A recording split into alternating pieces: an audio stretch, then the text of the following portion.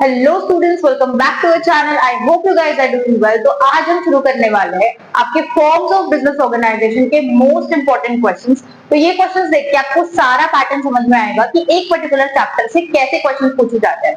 तो शुरू करते हैं बिना कोई देरी किए। सबसे पहले हम शुरू करेंगे वेरी शॉर्ट आंसर से, जो 1 मार्क से होते हैं। क्या लिखा है? Define sole proprietorship. Straight question है, डायरेक्ट क्वेश्चन है कि आपको सोल प्रोप्राइटर का आपको डेफिनेशन लिखना है। ठीक है, तो क्या लिखा है हमने? A form of business owned, manage and controlled by a single individual. ये कीवर्ड्स है, ये वर्ड्स आने ही चाहिए आपके डेफिनेशन में, आपके आंसर में। ठीक है, कि ये जो बिजनेस होता है, ठीक है, ये जो फॉर्म ऑफ बिजनेस है जो खुद ओन किया जाता है, ठीक है, मैनेज और कंट्रोल सब एक सिंगल इंडिविजुअल ओन करता है। ठीक है, ओन करना, मैनेज करना और उसको कंट्रोल भी करना कौन करता है? एक सिंगल इंडिविजुअल करता है, एक सिंगल इंसान करता है। who bears all risk and enjoys all businesses। ठीक है, यहाँ पे आप प्रॉफिट्स भी लिख सकते हो, बिजनेसेस भी लिख सकते हो। ठीक है, जो रिस्क भी बियर करता है और प्रॉफिट्स को भी इंजॉय करता है। ठीक है, मतलब खुद ही अगर लॉसेस होता है उसको, तो वो खुद ही उसको बियर करेगा, हैंडल करेगा, और अगर कल को प्रॉफिट होता है तो इंजॉय भी वो खुद अकेला ही करेगा।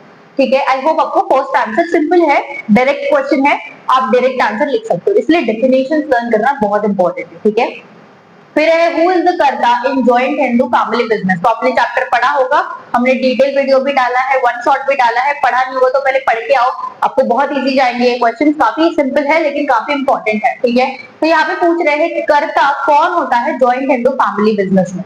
ठीक है, तो हमें पता है कि सबसे जो बड़ा होता है एज में, सबसे जो एल्डेस्ट होता है वो होता है कर्ता। ठीक है, तो the eldest member of the family who manages and controls the business. ठीक है, जिसके ऊपर रिस्पॉन्सिबिलिटी होती है कि वो सब पूरे बिजनेस को मैनेज करे और उसको कंट्रोल भी करे, उसको मॉनिटर भी करे। उसके पास मेजर चीजें होती है। ठीक है, मेजर कंट्रोल होता है। ठीक है, तो उसको हम कर्ता कहते हैं। उसकी जो लायबिलिटी होती है वो अनलिमिटेड होती है। What is the maximum number of members in a private company? तो ठीक है, हमने पब्लिक और प्राइवेट कंपनी किया है, तो प्राइवेट कंपनी में मैक्सिमम नंबर्स होते हैं 200। ठीक है, तो आपको ऐसे क्वेश्चंस भी आते हैं जो पर्टिकुलर वन वर्ड के होते हैं, वन सेंटेंसेस के होते हैं, तो ऐसे क्वेश्चंस भी पूछे जा सकते हैं। Give one merit of a cooperative society. ठीक है, तो यहाँ पे कभी कभी डीमेरिट भी पूछा जाता है, कभी कभी दो पूछे जाते हैं, है ना, डिपेंड करता है। अभी 1 मार्क का क्वेश्चन है तो इसलिए 1 पूछा है, तो आपको एक मेरिट लिखना है। कोऑपरेटिव सोसाइटी का मेरिट एडवांटेज क्या है? तो यहाँ पे क्या है? Principle of one member one vote ensures democratic control. तो यहाँ पे कोऑपरेटिव सोसाइटी में डेमोक्रेटिक कंट्रोल होता है। कैसे होता है? कि एक इंसान एक वोट देगा, मतलब सबको इक्वल ट्रीटमेंट दिया जाता है, कि सब जो लोग हैं उनका सजेशन, ओपिनियन इंपॉर्टेंट है। ठीक है, ऐसे जब होता है तो हम उसको डेमोक्रेटिक कहते हैं। ठीक है, सबको इक्वल माना जा रहा है, सबको सजेशन, ओपिनियन देने का चांस दिया जा रहा है, सबको अपना पॉइंट रखने का चांस दिया जा रहा है। ठीक है, तो उसको हम डेमोक्रेटिक कहेंगे, और ये काफी इंपॉर्टेंट है, एक एडवांटेज हम मान सकते हैं कोऑपरेटिव सोसाइटी में। तो ये हम लोगों ने लिख दिया। ठीक है, फिर state any 3 merits of sole proprietorship. तो सोल प्रोप्राइटरशिप के 3 हमें एडवांटेजेस लिखना है, 3 फायदे लिखना है। तो पहला है क्विक डिसीजन मेकिंग, फिर है कॉन्फिडेंशियलिटी ऑफ इंफॉर्मेशन, और फिर लिखा है हमने डायरेक्ट इनिशिएटिव टू ओनर्स। ठीक है, क्विक डिसीजन मेकिंग क्यों है? क्यों क्यों क्विक डिसीजन मेकिंग? वो अकेला इंसान है, इंडिविजुअल है, सोल प्रोप्राइटर है, तो उसको जाके किसी को पूछना नहीं है। ठीक है, किसी का ओपिनियन, सजेशन लेने की जरूरत नहीं है, किसी के साथ डिस्कस करने की जरूरत नहीं है। मैं खुद अपना डिसीजन ले सकती हूँ अगर मैं सोल प्रोप्राइटर हूँ, तो इसलिए क्विकली मैं डिसीजन ले सकती हूँ, क्योंकि मुझे सिर्फ खुद को पूछना है, खुद एनालाइज करना है और डिसीजन लेना है, तो फटाफट मैं डिसीजन ले सकती हूँ, इसलिए ये एक एडवांटेज हो जाएगा।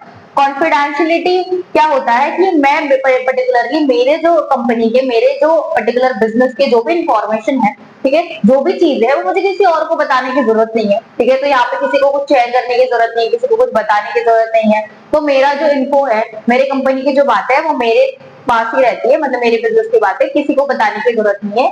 ठीक है, इसलिए ये पॉइंट हम मेरिट में लिखते हैं, एडवांटेज में लिखते हैं। ठीक है, जिसकी वजह से कुछ भी हैम्पर नहीं होता, कुछ भी इश्यूज क्रिएट नहीं होते। ठीक है, direct incentive to owner. Incentive मतलब जो भी हमें मॉनेटरी फायदे होते हैं, ठीक है, जो भी हम कमाते हैं उसको इंसेंटिव कहेंगे, और वो डायरेक्टली मेरे पास आएंगे। मुझे किसी को बांटने की जरूरत नहीं, किसी को देने की जरूरत नहीं, किसी और का सोचने की जरूरत नहीं है। जो भी प्रॉफिट आएगा, जो भी पैसा मेरे पास आएगा, वो मैं खुद रखूंगी। ठीक है, तो ये एडवांटेज में आ जाते हैं कि ज्यादा झंझट नहीं होती है सोल प्रोप्राइटर में, काफी इजी चीजें हो जाती है, क्योंकि वो अकेला इंसान ही सब कुछ कर रहा होता है। ठीक है। फिर है differentiate between partnership and joint Hindu family business. ठीक है, तो हमने 3 बेसिस लिए हैं। 3 मार्क्स का क्वेश्चन है, शॉर्ट आंसर हमने शुरू कर दिया है, शॉर्ट आंसर टाइप, तो वहां पे 3 मार्क्स क्वेश्चन आते हैं। तो यहाँ पे हम लोग ने 3 पॉइंट्स लिखे कि क्या डिफरेंस है पार्टनरशिप में और जॉइंट इनटू फैमिली बिजनेस में।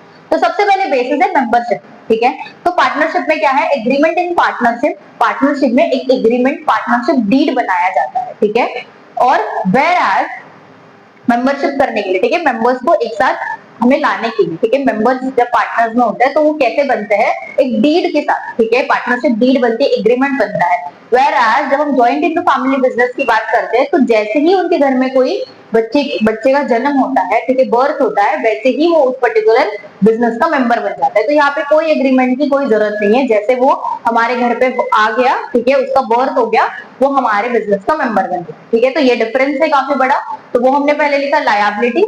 पार्टनरशिप में सारे जो पार्टनर्स होते हैं उनकी जो लायबिलिटी होती है वो अनलिमिटेड होती है। ठीक है, वेयर एज कर्ता जो होता है जॉइंट इनटू फैमिली बिजनेस में, कर्ता जो होता है उसकी लायबिलिटी अनलिमिटेड होती है, और बाकी जो सारे मेंबर्स हैं उनके फैमिली में, जॉइंट इनटू फैमिली में, वो उन सारों की जो लायबिलिटी होती है वो लिमिटेड होती है। ठीक है, फिर है control share in partnership absolute with karta in joint Hindu family business. तो यहाँ पे कंट्रोल की बात है कि कंट्रोल पार्टनरशिप में सबके साथ शेयर किया जाता है। ठीक है, भले ही हमारे पास बहुत सारे अलग अलग प्रकार के पार्टनर्स हैं, बट स्टिल यूजुअली अगर हम नॉर्मल पार्टनरशिप की बात करें, ठीक है, तो नॉर्मल जहाँ पे एक्टिव पार्टनर्स होते हैं तो वहां पे कंट्रोल हर एक इंसान के साथ हम शेयर करते हैं। पर हम लोग जब जॉइंट इनटू फैमिली बिजनेस की बात करते हैं तो कंट्रोल जो होता है वो पूरी तरीके से कर्ता के पास होता है, और बाकी लोग ठीक है, बाकी लोग मेंबर्स होते हैं, हेल्प करते हैं, सजेशन दे सकते हैं, लेकिन ओवरऑल कंट्रोल, डिसीजन की जो पावर होती है वो सिर्फ कर्ता के पास होती है। ठीक है, तो ये भी एक डिफरेंस है। तो ये 3 डिफरेंस काफी इजी है। अगर आपको एक ही particular form of business organisation अच्छे से आपने समझ के कॉन्सेप्ट भी आपको पता होगा, ठीक है, तो भी आप खुद से भी लिख सकते हो। ठीक है, इतनी आपको कोई टेंशन लेने की बात नहीं है। ठीक है, explain any 2 limitations of cooperative society. तो 2 लिमिटेशंस लिखने हैं कोऑपरेटिव सोसाइटी के। पहला है limited resources, members generally have limited means. तो पहला क्या है, हम कोऑपरेटिव सोसाइटी की बात कर रहे हैं तो हम लोग यहाँ पे क्या कर रहे हैं, लिमिटेशन लिख रहे हैं, मतलब डिसएडवांटेज लिख रहे हैं। तो डिसएडवांटेज में पहला क्या होगा कि उनके पास रिसोर्सेज लिमिटेड होते हैं, कम होते हैं। ठीक है, तो members generally have limited means, तो लोगों के पास जनरली कम रिसोर्सेज होते हैं क्योंकि ज्यादा लोग यहाँ पे इन्वॉल्व नहीं होते और सब लोग वॉलेंटरीली इन्वॉल्व होते हैं, सब अपने फायदे के लिए होते हैं, इसलिए ज्यादा कोई यहाँ पे मैनेजरियल एक्टिविटीज में इन्वॉल्व नहीं होता, इसलिए वो अपने स्किल्स एक्सपर्टीज यहाँ पे इस्तेमाल नहीं करते। ठीक है, इसलिए उनके रिसोर्सेज लिमिटेड होते हैं। In inefficient management, experts can be hired due to limited funds. तो जैसे मैंने बताया यहाँ पे फंड्स लिमिटेड होते हैं, सब लोग अपने बेनिफिट के लिए बस वॉलेंटरीली ज्वाइन कर लेते हैं, इसलिए यहाँ पे एक्सपर्ट्स जो होते हैं उनको हायर करना मुश्किल होता है क्योंकि उनके पास फंड्स काफी कम होते हैं। ठीक है, आई होप आपको क्लियर हो गया होगा, इतने क्वेश्चन आंसर आपको समझ में आ गए होंगे कि कैसे प्रकार के क्वेश्चन पूछते हैं। और भी क्वेश्चन है, इसको फटाफट से नोट डाउन कर लो, फिर हम आगे के कंटिन्यू कर लेते हैं।